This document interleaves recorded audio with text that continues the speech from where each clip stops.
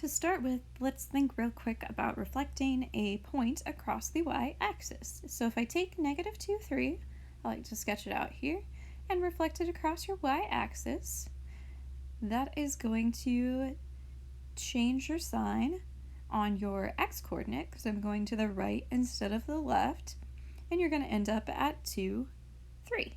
If that idea holds for every single point on your function, that you have one corresponding across the y-axis, you have a function that's symmetric with respect to the y-axis.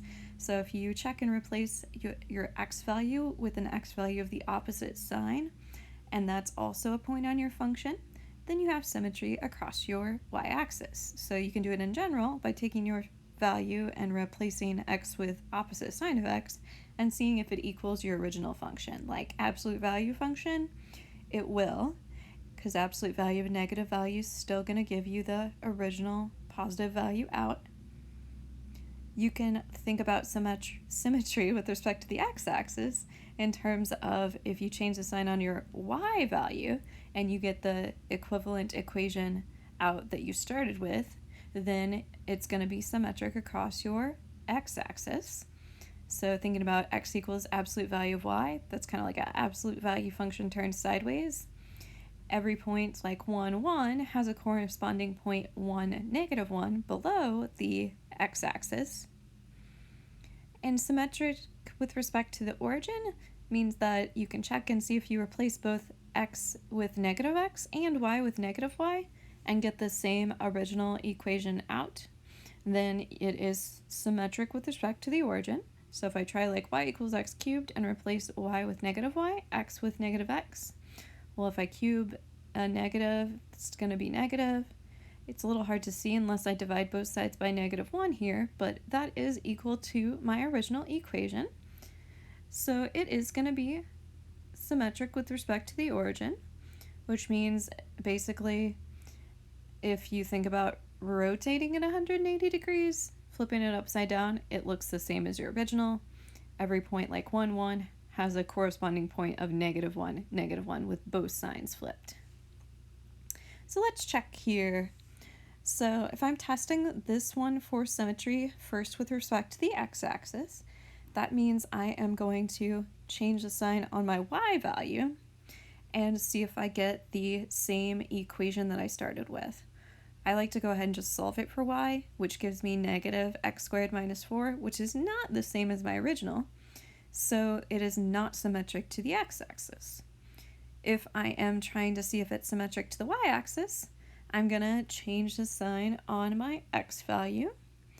So replacing x with negative x. Well, if I square a negative x, negative times negative gets me a positive x squared. And that is what I had to start with. So it is going to be symmetric to the y-axis. And lastly, checking to see if it is symmetric to the origin. Replace both x and y. Well, in this case, right-hand side's going to get me positive x squared plus 4. Left-hand side's a negative, which is kind of where I started back at when I was checking the x-axis. So it is only symmetric to the y-axis. You can also kind of think about what the graph would look like on this one, because this is a parabola translated up 4. It is symmetric across the y-axis. You can have symmetry with respect to more than one. You could have x and y both, or you could have none of them. Let's look at another one. So if I try this one and see if it's symmetric to the x-axis, if I plug in y with the opposite sign, that is not the same as the original. Neither is plugging in x with the opposite sign. If you plug in both of them with the opposite signs, then it is again not equal to the original. So this one is not symmetric to the x-axis, the y-axis, or the origin, which if you put it in slope-intercept form and graph it, you can see, well, it's not symmetric.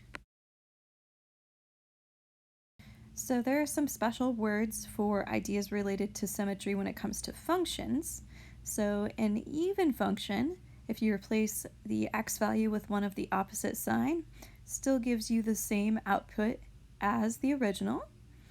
An odd function, if you take an ordered pair and then put an output value and switch the sign on your input, you get the same number with the opposite sign on your output, which these are very much related to your ideas for symmetry that we talked about earlier, like taking an x value, changing its sign, and getting the same y value out is the same thing as having symmetry with respect to the y-axis. So that's just another name in terms of functions for having symmetry to the y-axis as being an even function. And then switching the signs on both the x and the y value and getting it to be equivalent to the original is the same idea as symmetry with respect to the origin. So that's just another word for odd functions. You can't ever have a function be symmetric to the x-axis though, so there's no special word for that one, because if it's symmetric to the x-axis, that means it's not going to pass the vertical line test, and it can never actually be a function. So let's decide if these are even or odd functions, or neither one. So even means I'm checking symmetry with respect to my y-axis. So if I try that, switch my signs on my input x values, see if it equals the original or not, I'll have 8 times negative x to the 4th power minus 3 times negative x squared. Well, I'm taking those to even powers. They're going to be positive, equivalent to my original function. So it is symmetric with respect to the y-axis. It's not going to be odd. It's only one or the other.